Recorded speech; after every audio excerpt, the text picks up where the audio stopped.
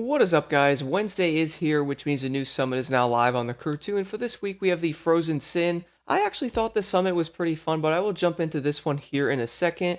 Let's take a look at all the rewards for the upcoming summits right now. So, in gold we have the legendary half set boosted for the street class, which I think is going to be a good set to have, even though those two perks on a loot digger set really aren't going to help all that much. But at least if you guys want to, you can change the affixed stats on them if you would like to. And then in Platinum, we have the Blue Tetra Underglow, which does look pretty awesome, but as I did mention before, I normally do not use Underglows all that much, but I will have to take a look at that one.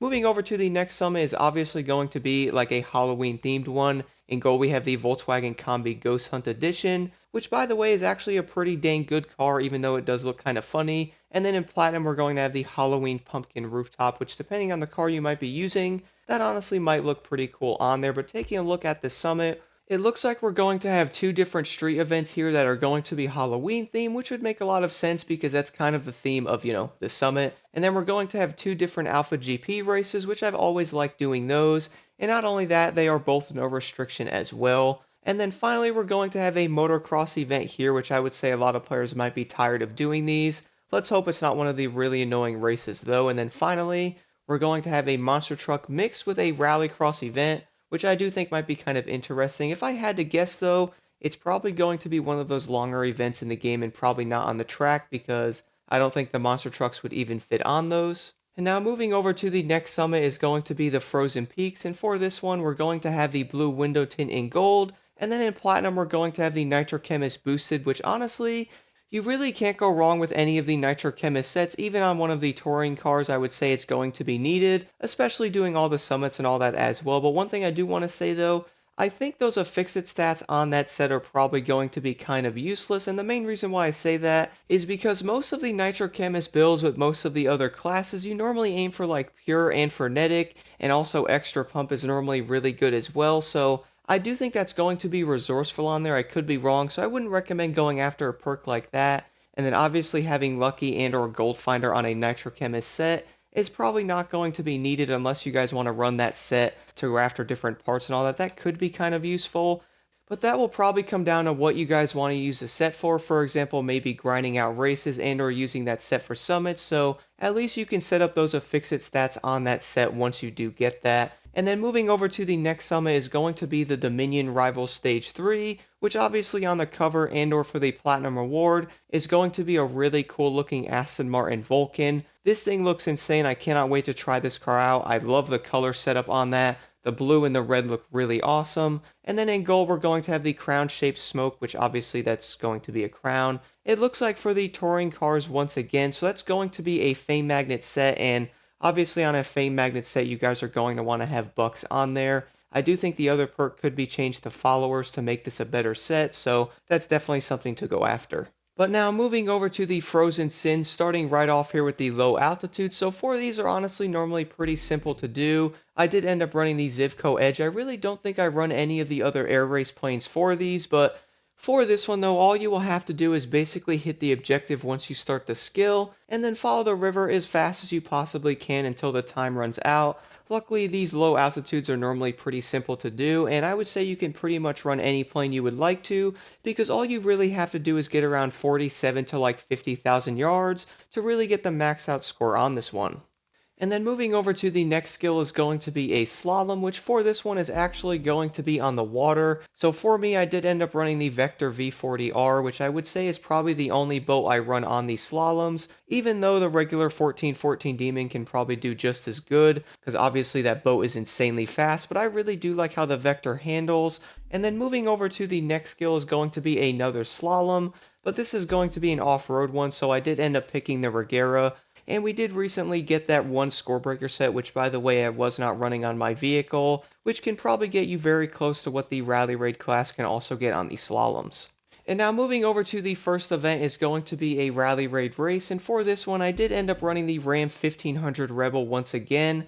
I honestly don't know why I use this truck so often because it's probably not going to be the best option. I believe the top speed on the Rebel is going to be like 170 miles an hour, and the Ford Raptor does like 182 or something like that, so that truck's going to be faster.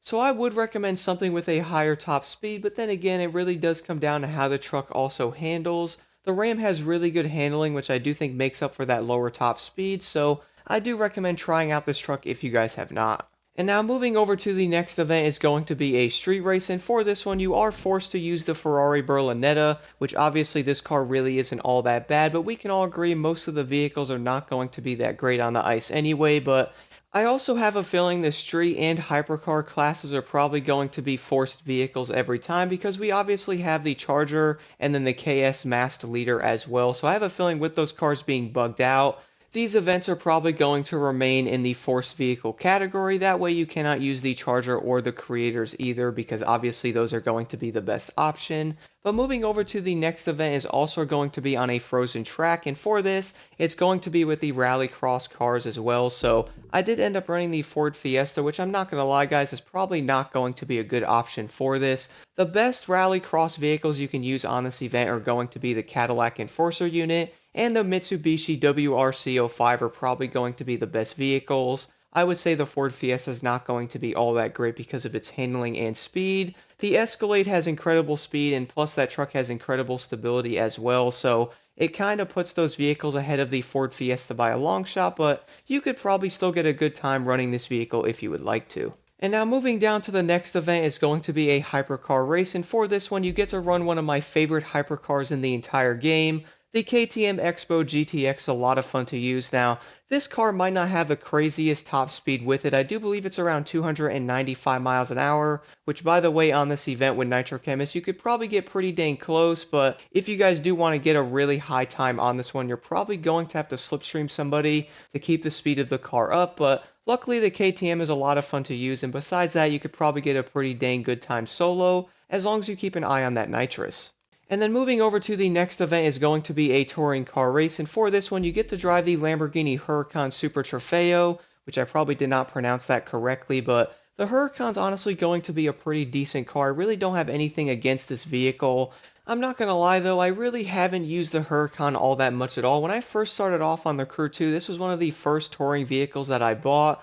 I'm not gonna lie though, I really haven't used the Huracan all that much at all. Now, I would say a lot of players would probably pick the Gallardo over this one. I do think that car is going to be better in a lot of aspects, but I don't think the Lamborghini Huracan's really that bad of a vehicle. It might take a little bit getting used to, but this car does handle pretty nicely, and the overall speed really isn't all that bad either. And now moving over to the final event in the summit is going to be an Alpha GP race mixed with one of the street races as well. So for this one, I did end up running the KTM Expo R, which honestly you could probably run any of the Alpha GP cars. Now, if you guys might have been wondering, this is going to be the Strip Special in Las Vegas, so this event is going to have a lot of uneven curbs all over the place, and luckily the Alpha GP cars have really good handling, which is probably going to help this a lot, but do keep in mind though, with this event having all the curbs everywhere and or the sidewalks, I notice you can also get stuck, which is kind of funny, but do keep in mind going over some of the curbs around the turns might spin you out, and the car might act kind of funny and or like fidgety, but besides that, I would say a lot of players are probably going to like this summit, not only because it's pretty fun, but it also has a nice mix of events where you get to use a bunch of different classes. But anyway, let me know if you guys have any questions at all in the comments below. Let's jump right into this.